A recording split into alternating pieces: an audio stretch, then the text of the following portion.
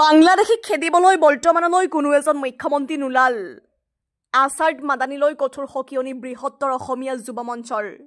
দৰঙৰ ৰাজাপুখুৰী ৰাণী পুখুৰী অতি শীঘ্ৰে উচ্ছেদৰ দাবী সংগঠনটোৰ। মুখ্যমন্ত্ৰী ডক্টৰ হিমন্ত বিশ্ব শৰ্মাক জমিয়ত উলেমা ই হিন্দৰ আছাদ মাদানীয়ে গ্ৰেপ্তাৰ কৰাৰ দাবী জনাবলৈ মাদানীয়ে ক'ত সাহস পালে। জমিয়ত উলেমাৰ বিৰুদ্ধে মংগলদৈ ৰাজপথলৈ ওলাই আহিল অসমীয়া যুৱ মঞ্চ।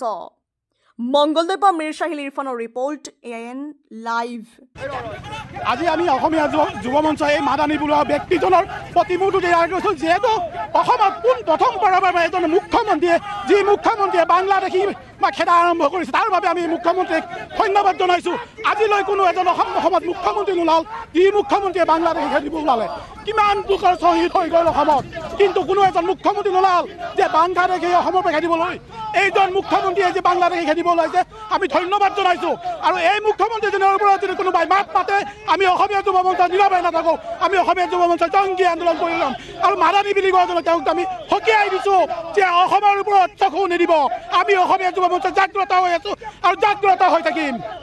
অসমখনত যিসকল আমাৰ বনাঞ্চল ভূমি আছিল আৰু পিজা ভিজা যিখিনি মাটি আছিল সেই মাটিক আমাৰ সন্মানীয় মুখ্যমন্ত্ৰী মহোদয়ে অবৈধ নাগৰিকক উচ্ছেদ কৰিছিল। সেই ক্ষেত্ৰত আমি সকলো অসমবাসী ৰাইজে মাননীয় মুখ্যমন্ত্ৰীৰ লগত আমি আছোঁ আৰু থাকি যাওঁ। কিন্তু অসমৰ হাৱা পানী নোখোৱা ব্যক্তি এজনে অসমৰ মাননীয় মুখ্যমন্ত্ৰীৰ ওপৰত মাদানী নে ফাদানী ব্যক্তি এজনে অসমৰ মুখ্যমন্ত্ৰীৰ ওপৰত সেই জ্ঞান কৰি মন্তব্য দিয়ে। আমি অসমীয়া যুৱ মঞ্চে কোনো পথে বহি থকা নাই।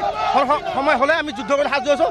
লগে লগে মাননীয় মুখ্যমন্ত্ৰী মহোদয়ক দাবী জনাইছোঁ যে আমাৰ দৰং জিলাৰ এই ৰাজাপুখুৰী ৰাণী পুখুৰীকো অতি শীঘ্ৰে উৎসৱ জনাবলৈ আমি দাবী জনাইছোঁ আজি এই প্ৰতিবাদস্থলীৰ পৰা।